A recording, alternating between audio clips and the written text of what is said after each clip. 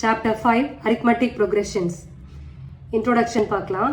Arithmetic progressionனா என்னென்ன ஃபார்முலாஸ்லாம் use பண்ணியிருக்கோம் அப்படின்றத பார்க்க போகிறோம். இப்போ arithmetic progression அப்படின்னா it's a list of numbers. இதில் அடுத்தடுத்த டேர்ம் எப்படி கிடைக்குது அப்படின்னா ஒரு ஃபர்ஸ்ட் டேர்மோட ஒரு சம் நம்பர் ஒரு ஃபிக்ஸட் நம்பரை ஆட் பண்ணிகிட்டே போனால் அடுத்த டேர்ம் ஆட் பண்ணால் ஃபர்ஸ்ட் டேர்மோட ஒரு ஃபிக்ஸட் டேர்ம் ஆட் பண்ணால் செகண்ட் டேர்ம்லேருந்து ஒரு ஃபிக்ஸட் நம்பரை ஆட் பண்ணால் தேர்ட் டேர்ம் அந்த மாதிரி ப்ரொசீட் ஆகும். இந்த மாதிரி இருக்கிற லிஸ்ட் ஆஃப் நம்பர்ஸை arithmetic progression சொல்லுவோம். An arithmetic progression is a list of numbers in which each term is obtained by adding a fixed number d to the preceding number. Preceding number na previous number except the first term. The fixed number is called the common difference. The general form of an AP is a plus d, a plus 2d, a plus 3d அப்படியே போகுது. இங்கே பார்க்கும்போதே தெரியுது ஏன்ற first டேர்மோட D add பண்ணியிருக்கோம். இந்த second டேர்ம்லேருந்து third term போகிறதுக்கு இதோட அடிஷ்னலாக ஒரு டி மட்டும் ஆட் பண்ணால் 2dன்னு ஆகிடுது. ஏ ப்ளஸ் 2dன்னு ஆகிடுது. அடிஷ்னலாக இன்னொரு டி ஆட் பண்ணோம்னா அது ஃபோர்த்து டேர்ம் ஆகிடும். ஸோ இப்படியே தான் போகும். இதுக்கு arithmetic progression சொல்கிறோம். இதில் இருக்க இந்த காமன் டிஃப்ரென்ஸ் பாசிட்டிவாக இருக்கலாம், நெகட்டிவாக இருக்கலாம், ஜீரோவாக இருக்கலாம். எக்ஸாம்பிள் 147, 148, 149 எக்ஸெட்ரா 157 இப்படி இருக்கா. Next -3.1, -3.0, -2.9, -2.8 etcetera -2.5. நெக்ஸ்ட் 200, 250, 300 டே போகுது 750 வரைக்கும். இப்போ இதில் எல்லாத்துலேயுமே லாஸ்ட் டேர்ம் இருக்குது. ஸோ எந்த நம்பரில் முடியுது அப்படின்றது தெரியுது.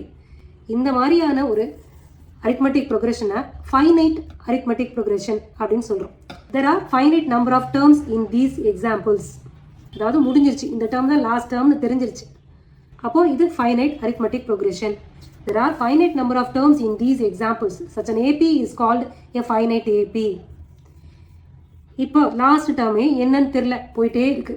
அந்த மாதிரி போயிட்டே இருந்தது அப்படின்னா அதுக்கு இன்ஃபைனைட் arithmetic progression பேரு.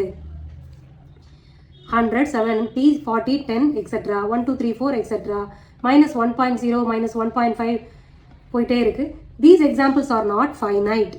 So they are called infinite arithmetic progression. Such arithmetic progression does not have last term.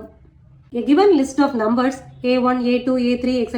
is an AP if the differences a2 minus a1, a3 minus a2 etc. give the same value. That is, if ak plus 1 minus ak is the same for different value of k. இப்போ அடுத்தடுத்த நம்பர்ஸ்க்குள்ள difference சேமாக இருந்துச்சு அப்படின்னா அது arithmetic progression. இல்லைன்னா the difference வேறு வேறையாக இருந்துச்சு அப்படின்னா the given list of numbers are not in arithmetic progression. அதான் இங்கே if an AP with the first term a and common difference d, the nth term or the general term is given by an equal to a plus n minus 1 into d. List of நம்பர்ஸில் 10 numbers தான் இருக்குது. அப்போ 10th number என்ன அப்படின்னு கேட்குறாங்கன்னா இப்போ 10 தான் இருக்குது அப்படி டோட்டல் லிஸ்ட் அப்படின்னா அது என்னன்னு தெரிஞ்சிச்சு, என்னன்னு தெரிஞ்சிச்சு.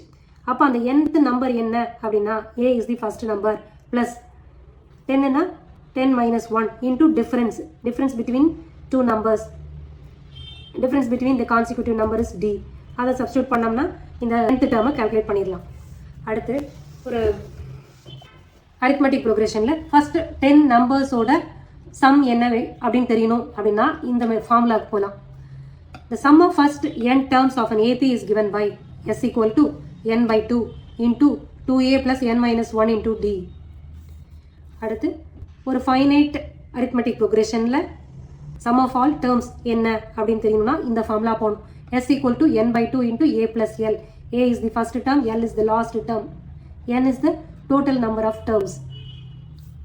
If a, b, c are in AP, then b equal to a plus c by 2 and b is called the arithmetic mean of a and c. Examples la paakalam.